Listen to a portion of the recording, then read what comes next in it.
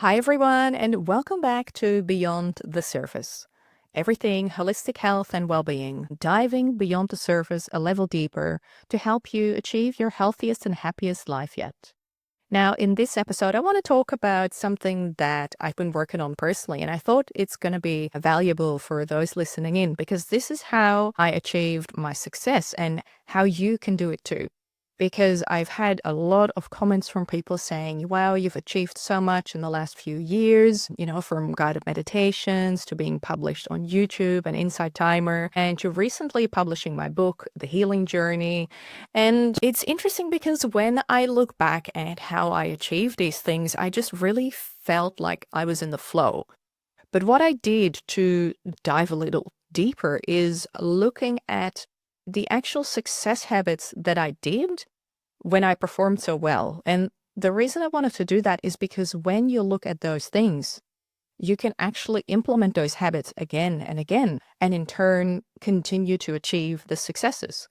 Now, mind you, what works for me might be different to what works for you, but I thought it's worth a listen.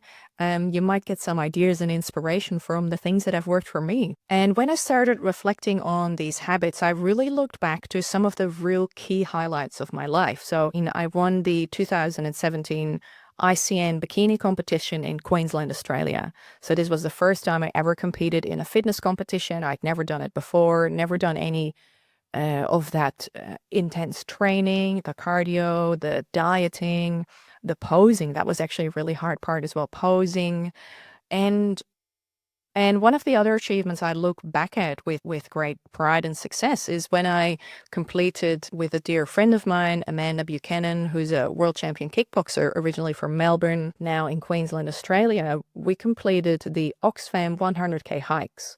Now, this is an event where you try and complete 100 kilometers distance as a team of 4 in under 24 hours. Now, we didn't quite make it under 24 hours because it was obviously very challenging, but we completed it in just under 25 and a half hours, which is still a remarkable result.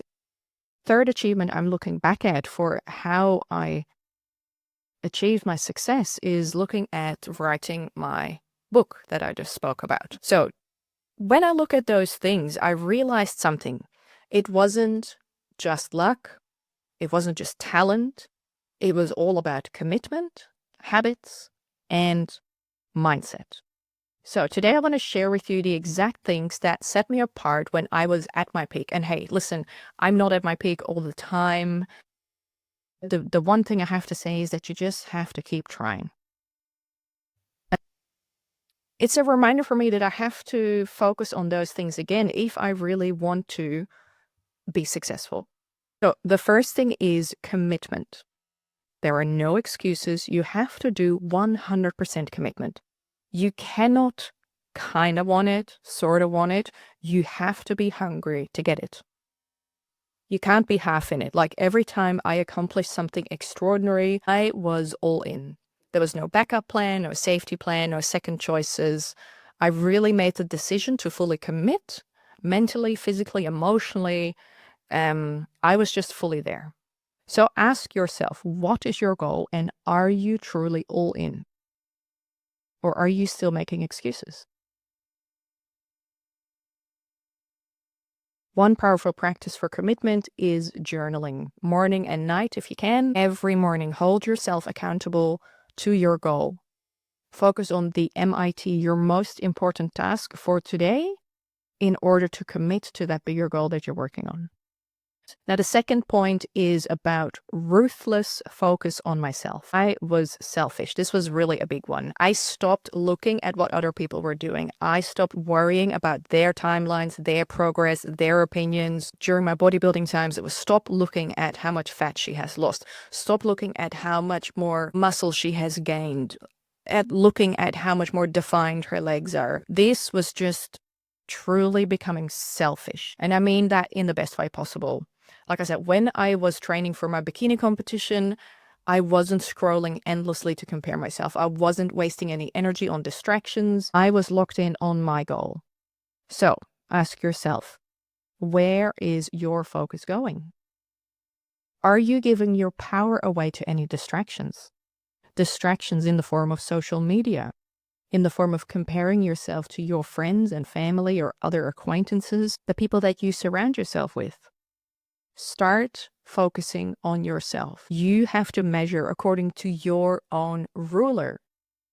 Not your neighbors, not your friends, not the guy or girl on Instagram. This is just all about you. And once again, one of the best things to hold yourself accountable to that is by journaling every morning and every night. Okay, point number 3 is focusing on mastering my routines and my habits. So success isn't about one big moment. It is really about consistency and about putting all those little bits and pieces of work in and about the small things you do every single day. When I was at my best, I had these non-negotiables. I had my morning routine sorted. The first hour or two would be completely focused on me. And now that I'm a mum, things are different because mothers, you know that the minute you're awake, the little one wakes up and it's all about them. And that's okay. This is only temporary, but you've got to work around that. So for example, this morning I woke up early. I woke up at 3:30 a.m. in order to work on myself. In order to be doing some journaling, I do dry brushing in the morning, tongue scraping, oil pulling, do my facial care routine. Because when I spend that time in the morning on myself, I know that I'm the best version of myself because I fill my own cup first. And during that time, I focus on my mindset as well. On my mirror, I have my goals, I have my affirmations, I have my mantras and my bigger vision for life. So when I do the dry brushing or the skincare routine, I literally look up at the mirror and look at my habits, my routines, and all my goals. So then that way, the more often you repeat that, the more normal it becomes for your mind, and your mind actually then starts to find situations and opportunities that align with the goals you want to achieve. But you got to be clear about your goals.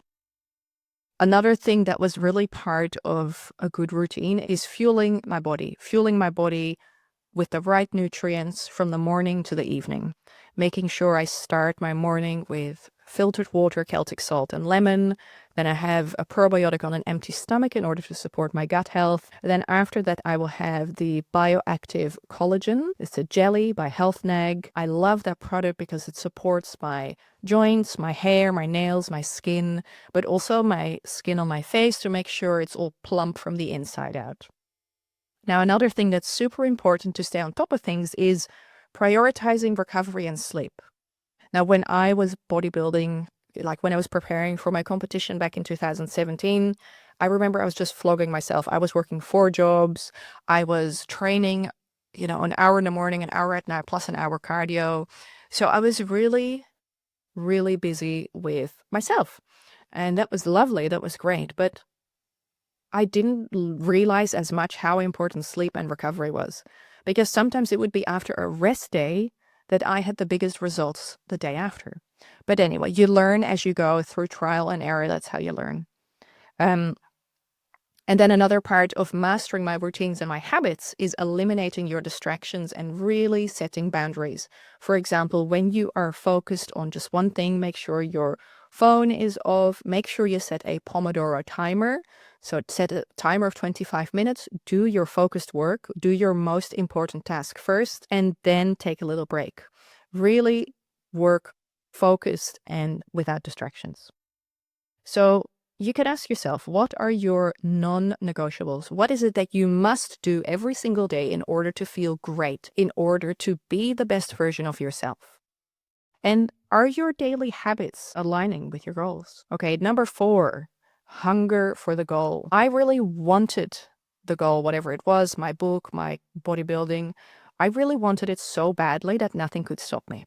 I was competitive and I was hungry for the goal. I really wanted it.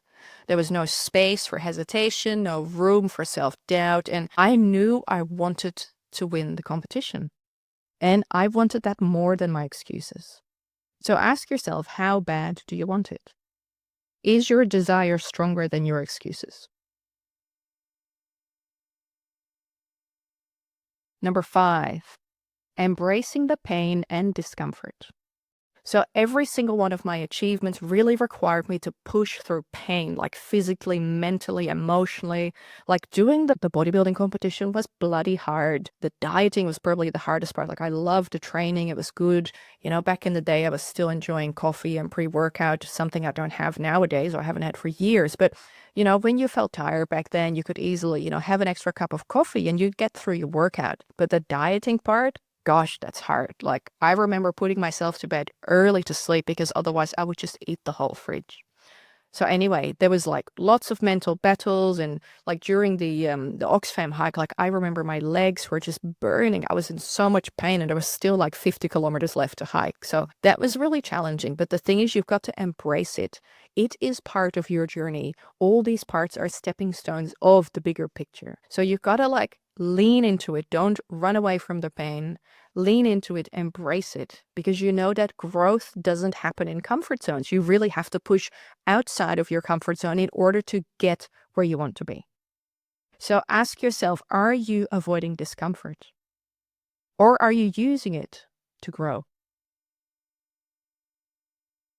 Number 6 is making decisions like my future self. Now, that was an absolute game changer. Back then, I wasn't into manifestation as much as I've learned in the last 5 years or so. But back then I sort of started working on my mindset and really try to think of my future in the way, like I would ask myself, what would the most successful version of me do? Like I remember visualizing myself going on stage in my bodybuilding competition. I would visualize myself. I would see myself winning.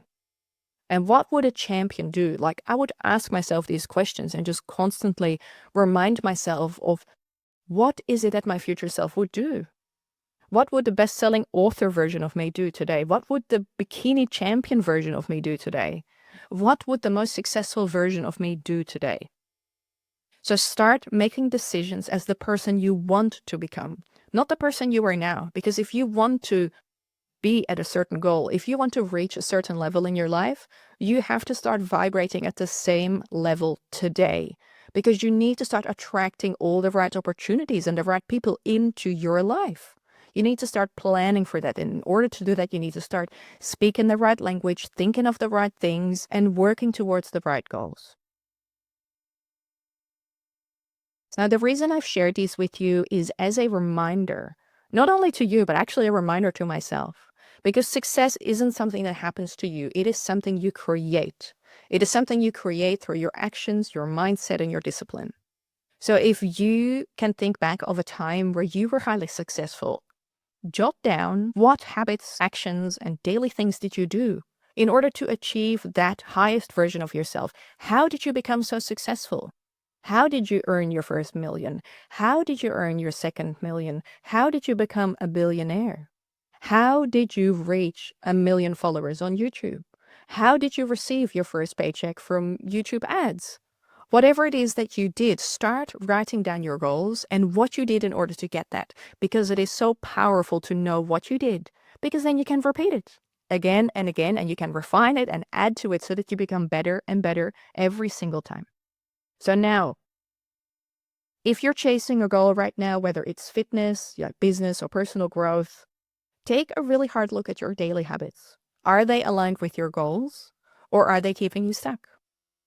I challenge you to step into the best version of yourself, to go all in, to commit, to focus, and to push through the hard moments, because that is where growth truly happens. If this episode inspired you, let me know. Send me a message, tag me on Instagram, or share it with somebody that needs this today. If you are ready to step into the next level, I'm right here with you. Let's go beyond the surface. Thank you so much for tuning in, and don't forget to subscribe and leave a review if you enjoyed this and found it valuable. Until next time, keep pushing forward.